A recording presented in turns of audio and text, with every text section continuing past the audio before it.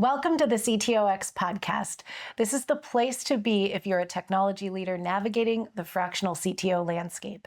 I'm Marissa Brassfield, joined by Leor Weinstein, the visionary behind CTOX. Here, we cut through the noise to deliver actionable insights for CTOs at every stage, whether you're looking at your first five-figure client or actively building systems to scale. That's right. You'll learn principles, not just tactics, to transform your technical expertise into a thriving fractional practice.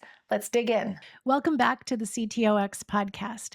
You've likely heard some version of the phrase, there are so many no's between you and what you want. But what if those no's aren't obstacles, but proof that you're moving? In today's episode, we unpack what it really means to hit resistance over and over, and why high-performing fractional CTOs learn to expect it, harness it, and even stack it. Because the goal isn't to avoid rejection. The goal is to build momentum through it. Welcome back, Leor. I'm so excited for this conversation today. Yeah, this is a pretty common one we get, mostly in our one-on-ones, I think, less in our group, because people are probably just not as excited to share no's. Yes. And so before we get into strategies and mindsets, let's first zoom in on this phrase that you've used a few times. There are so many no's between you and what you want. What does this mean? It just means, a no is interesting because a no is actually attention. And the most difficult thing we see in the program is not dealing with a no, it's dealing with nothing, right? Like nobody's answering. But no actually gives you information. No gives you information that something about that interaction is not a fit. And maybe it's the message, maybe it's the timing, maybe it's the avatar, like there's all these different variables. But at some point, uh, you're going to get a yes. So it's the reality, assuming you take our approach, and we'll talk about, some of that today, the right experimentation approach. At some point, you're going to change enough of that context of the message, the person, the channel, where that no is suddenly going to be a yes. So it's a sales mindset, sales team mindset. I heard this many, many years ago, probably closer to 20 years ago, that um, it's better to start your day as a salesperson, kind of doing cold calling. It's better to start your day kind of thinking, how many no's can I get? Because at some point, you're just going to get a yes. And if your mindset is actually collecting the no's, then it's not going to affect your emotional, attitude to continue on to the next attempt, to the next reach out. So I like no's. No's gives me feedback. And I know that at some point, there's just not going to be a no on the other side. And this is a counterintuitive mindset and approach. So I'm excited because in this episode, we're going to talk about how to recognize no as momentum, how to protect your mindset through it, and how to build systems that keep you moving when things get uncomfortable. So let's start out with you've described something called a no stack. Can you break that down? Yeah, if you can't handle hearing a no, you won't survive as a fractional CTO. And when we talk about no stack, we basically mean you doing enough effort, enough outreach, so you get enough no's. So a number of no's. And this is the biggest thing we see as a differentiator in the membership inside the accelerator, where people that take action get traction, right? And I don't mean to rhyme to be cute. It just happens to work sometimes. And if you're getting no's, if you're not getting any no's, you're not getting any yes, you're not doing anything. You're just not doing anything. And you need to recognize that nothing is happening. So I prefer that the messaging is not going to be great, the channel is not optimal, the email is not beautiful, the profile is mediocre, but somebody is actually giving you responses. So now you know how to optimize something than being in a vacuum and not knowing what to do. So the no stack is the ability, or not the ability, is the evidence, rather, that you have action, that something is happening and you're getting a response from the market.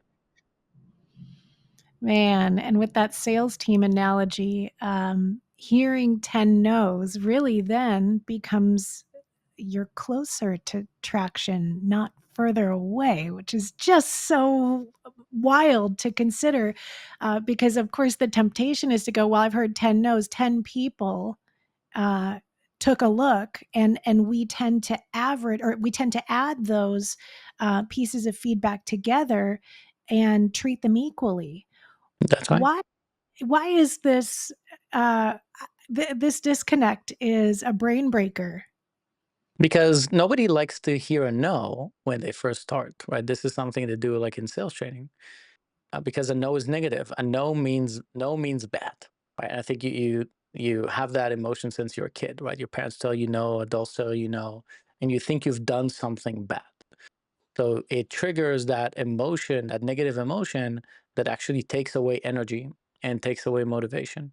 But if you have the right sales mindset, and which is why professional salespeople do, and part of the skill set you need to learn as a fractional CTO selling yourself effectively, is knowing that no is just feedback. No is feedback to whatever you are doing. That is not going to get you the yes. Now, yes to what? Yes to a meeting, yes to a proposal, yes to a contract. Right? You don't, now you need to analyze, you need to figure out the variable. Again, it could be message, channel, timing, whatever that is.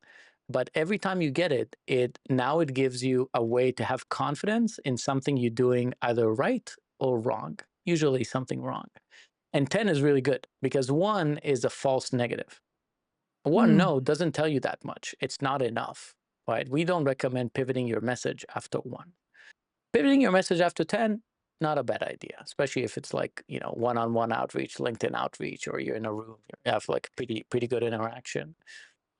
If 10 people told you no under the same circumstances, which I can't stress that enough, meaning assuming same message, same avatar, same channel, then it's probably time to look at whatever you're doing and make a change. All right. So someone listening right now has stacked a few no's today or this week. How can they avoid burnout or cynicism or some of the head trash that tends to creep in where it's going, well, I'm not getting any responses? Yeah, well, first of all, it's important to note, if you're avoiding rejection, you're avoiding the exact work that will grow your fractional business. Okay, that is the feedback. I mean, end of the day, if I'm looking at people that are making progress as fractional CTOs or not making progress or kind of more frozen, it's because they don't have a good clue of what to do today. Now, some of it could be just inspiration, like you have an idea. Some of it could be guideline. Let's say you're following some of our training and you're like, okay, this day I'm supposed to do X and Y. Or the best kind is feedback. Now, people are just looking for the positive feedback because, and that's the holy grail. I mean, that's the point of the experiment, is to get to something that consistently gets you a yes. Consistently, by the way, it doesn't mean in perpetuity. It doesn't mean always. It just means that for every 10 reach outs, you get 1 yes, which means, by the way, you're getting 9 no's. But if you know that every 10 you get 1 yes, now it's your decision. How many 10s do you want to do? And does it take you 1 day to do a 10? Does it take you 1 week to do a 10? Does it take you 1 month to do a 10? But now you're getting into the formula. So I think burnout and cynicism really you should avoid it in the context of, do you have information that is now making you smarter and giving you insight to make a change? Or that, yeah, if this happens 5 more times, because we talked about this kind of false negative problem, then you're going to make a change. Because that's what progress is. End of the day, the holy grail is to get to a reliable system, right? A reliable path. So that every time you do X, you get Y. And maybe that does mean 20 no's and 1 yes. That's just the reality of it, for your niche and your history and your pitch, whatever that is. But at least it's consistent. And if it's consistent, you can build on it. So I think the burnout you can avoid by being inconsistent. If you're inconsistent, you're going to burn out. You're going to burn out. If you keep changing your messaging, your channel, your activity, we said this in the program, you think you spoke with 100 people, but you really spoke with one person 100 times. You had zero learning ability from each interaction. And burnout comes when time passes and you feel like effort was expended and no change happened, right? You didn't learn anything. You weren't able to iterate. You weren't able to grow. So I think the best way is to really look at what you're doing and understand, are you curating enough information to make a new decision?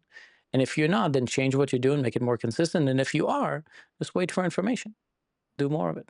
That information is there. More data is going to give you more ability to make a change. Well, based on the keywords and the sentiment of that last response, it's no surprise that we talk a lot about the scientific method and how we coach our members to run experiments versus campaigns.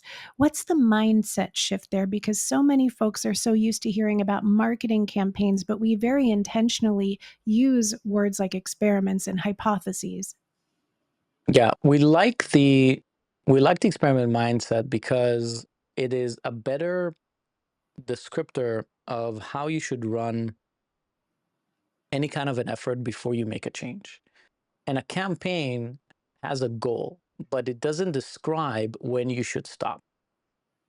So when you start a campaign, you're saying, oh, I'm going to create these ads, I'm going to reach out to 1,000 people, and the purpose of the campaign is to create 20 meetings. But in effect, maybe you should change your messaging, 20 people in, right? And maybe it's 20 people, maybe it's $20, maybe it's 20 hours. And so a campaign locks you in without, you know, a good mental model to know, to recognize a change is coming. But an experiment an experiment could be time bound, could be event triggered, but an experiment basically has an idea, has an hypothesis. I think that if I send 30 messages to this avatar on this channel with this message, I'm going to get so and so response. So you can run that and see if any of it happens to be true. And if it's not true, you should change. And that allows people to build and discover their personal growth system. And we see this in the membership. People in the same niche, people with similar backgrounds, they get very different results. Why? Because they're different people. And end of the day, you're building relationships, and relationships is a one-to-one thing. So we don't want you to waste 30 days or 60 days running something that it doesn't have any impact. Now, the impact doesn't mean clients, right? Not all experiments are not all ideas are going to get you clients, but all of them should give you information. And part of the information is don't do this, right? This is not working. So I think positioning and understanding that not all things work because you're not clairvoyant is using the experimental model allows you to tap into that. Tap into, I don't know the future, so I'm trying. And if I'm trying something and it works, I'm going to do it again. And if it doesn't work, I'm going to try something else. But as opposed to campaign, you're kind of building yourself this railroad track, and you don't even know where the train is going. You don't even know if the train is in the right direction. So you might be overcommitting to it. Yes, and gathering information is an interesting frame to then interpret no's that you inevitably receive because it's data. It's not a judgment of you or your character or your capability as a fractional CTO. It's just information on that particular message or modality. Mm-hmm. Yeah, if you're not tracking your no's, you're just guessing why your fractional sales aren't working. The one no emotionally can feel very bad. Right, from just a magnitude or scale perspective, the way it sits in your mind and heart can be really jarring. But if you put it on a spreadsheet, it's just one.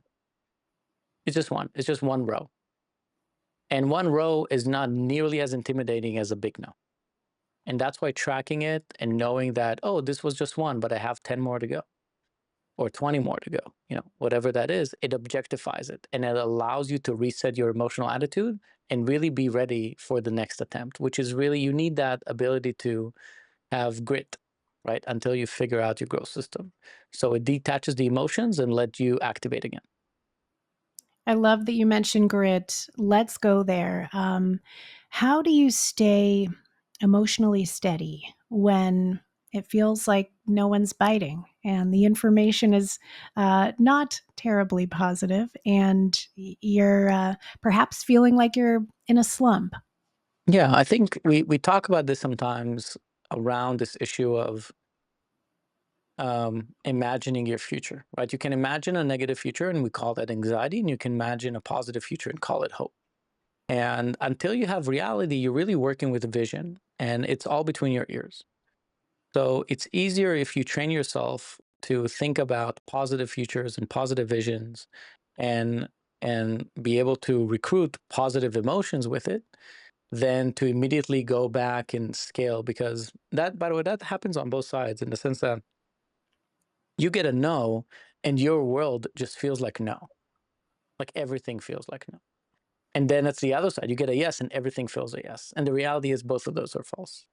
Right? That's why we're trying to get you to build a system and not just like individual wins or individual losses for that matter. So to me, I try to stay positive through this understanding that I have something to do.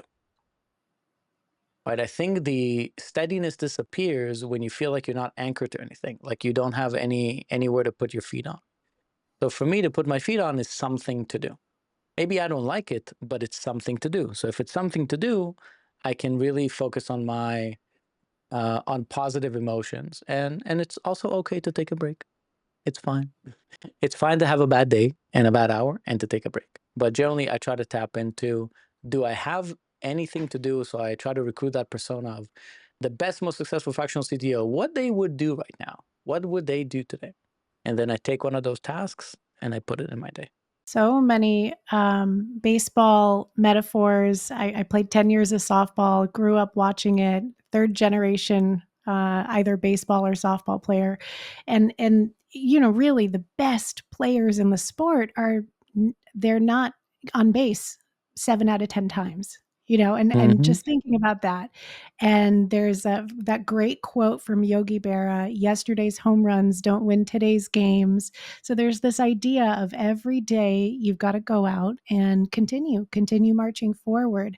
And it's interesting. The mental game is a funny one. I find myself returning to little quotes and phrases like diamonds are forged under pressure. I tell myself that a lot. Like, okay, there's going to be a diamond coming out of this. Or irritated oysters make pearls is a similar one where, all right, I'm feeling frustration. Things aren't going exactly as I'd like them to, but we're going to keep going because on the other side of this is something beautiful. Leor, have you had any either client moments, personal stories where like the 12th no turned into a yes that changed everything, or where you were fighting what sounded and felt like a slump, but then all of a sudden you turned a corner? Oh yeah, plenty. Probably one of my favorite ones. This was many years ago, back in I think like 2012, around 2012, in 2012, 2013. There was this big project. I lived in Atlanta at the time, and it was for part of a project for the city of Atlanta, big tech project. And it's a government project, so they had an RFP, and I was bidding, and I felt good. I got to the last, like, 3 people, and I got a call from the head of that department, like personally calling me and telling me, I'm sorry, but unfortunately, we had to give it to another company. And I was really trying to get a good contract at the time. Like and I thought I had, like, it was a shoe-in. And that company is a big company. They were like out of Florida. They had all these like dozens of city clients, government clients, and the whole, swag that comes with it. And I was asking, well, what did they offer? And then she told me. And then I'm like, okay, I get it. And then like 30 minutes later, I called her back. And I thought, you know what? I don't get it. My offer is way better. I was more expensive. But they're giving you so-and-so options. I'm giving you unlimited. They're giving you da-da-da meetings. I'm giving you unlimited. They're giving you I'm giving you unlimited. It makes no sense. And I'm here. I'm in Atlanta. These guys are in a different state, you know? And she's like, okay, I understand. Let me get back to you. And a couple of days later, she called me and she told me we decided to go with you. And I could have, and I won the contract. It was great project, killed it, got great referrals from it also. And it was one of those, and I probably have 4 more examples like it in my career where I got so close to getting a yes, and I got like an annoying no, like a big contract no. And then affable, like it wasn't, they liked me. It wasn't like, oh, we don't want to talk to you. So, and basically fighting for it and kind of fighting for saying, no, I am your best solution. I am your best solution. And making the prospect understand that this is not about you paying me money. This is about you getting an outcome. And I'm the best person to give you an outcome. So it's not just trying with multiple prospects and finally getting a yes, but it's actually not taking no for an answer sometime. Sometimes it's just one of those things you need to do. Don't take no for an answer. Now, there's a lot of dynamic variables to this, right? What kind of relationships do you have? Is it a no on the reach out? Is it a no on the proposal? And so on and so forth. But no for me is just information. They basically said, okay, we thought we knew all of the things we needed to know to make a decision. And then I'm taking that and I'm like, no, you didn't. Tell me about your decision. And then I'm highlighting to them, oh, well, there are some things you didn't consider. Right? One of my favorite things. And really, if every no feels personal, you'll burn out before your fractional career even gets momentum. And look at it objectively. You're getting a no, you're getting information. Something you said, something you did made them say no. By the way, they gave you attention. That's why it's nice. They didn't disregard you completely. But use it as information to make yourself better and don't take it personally. Just change your offer, which is exactly what I did in those cases. Man, I love that story. So related to this, I've heard you say most people aren't failing, they're freezing. What does it look like to keep moving even when the answers aren't yes yet? So I guess there's a technical kind of answer and an emotional answer. The technical answer is you need to, if you think about the funnel, right? If we're thinking about marketing and sales, you have the contact, the reach out, the response, the meeting, the first meeting, the proposal. Like each one of them, you need a yes to move forward, right? So if you think about it like a spreadsheet, I'd have 1,000 starting on the left that end up with 10 proposals and 2 clients or 5 clients on the right. And each one of these is an opportunity to lose a yes, right? Which means you're getting a no. The work needs to happen whether you like it or not. And so one, you're trying to get a proxy indicator. So maybe you can't get the indicator. You don't know if you're getting the client, but at least you're getting an open from an email. But if you're getting 0 signal, then you should probably move on. But if you're getting some signal, you just need to recognize where is that part of the value chain. That's one. The second thing is really just understanding the work needs to be done, whether you like it or not.